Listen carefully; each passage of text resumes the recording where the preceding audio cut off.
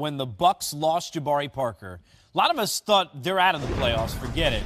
Middleton played well. Giannis played well. They're in the playoffs. They get a matchup against the Raptors. This is going to be fun to watch because you've got – I love watching great players, Isaiah, when you get to the playoffs. I want to see what Giannis looks like in a playoff series like this. I don't expect Milwaukee to necessarily beat Toronto, but I'm looking forward to seeing what the Greek Freak has in store. I think we all are, with the exception of the Raptors. I don't think Right. they're looking forward to the matchup because he's the most unique player in the NBA. And we have a lot of great players in the NBA, but there's none as unique as he is. And the way he's developed and the way his skill has come along. And, you know, we watched him in the All-Star game in New Orleans, and he maybe Westbrook, but I thought those were the only two that were really competing and trying to play defense. And so you can see that he's energetic.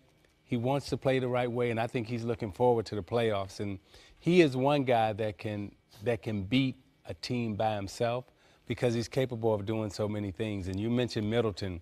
When he came back, the ball started moving again. Everybody seemed to know where to go, where to be, and he just knows how to make things happen. Smitty, P.J. Tucker adds a whole new wrinkle to the toughness the Raptors have. Ibaka is here.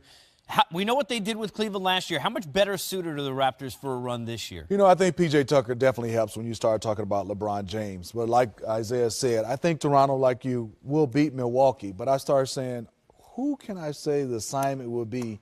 Giannis. Is it P.J. Tucker? Yeah. But you can't be physical with this guy. You can't come out and say you're going to rough him up. He's a tough kid. And then is it Serge is going to guard him?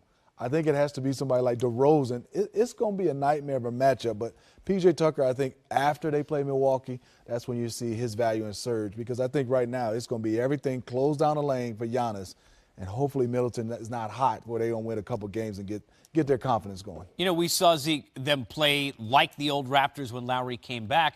But how about how they played without him? Because DeRozan had to do a lot of it, but did we learn something positive about the Raptors with how they were able to stay afloat when Lowry wasn't there? Absolutely.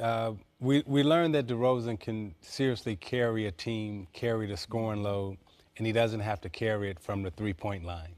And I thought when Lowry went out, sometimes, Steve, you know, when you have too many options out on the floor, it kind of confuses everybody.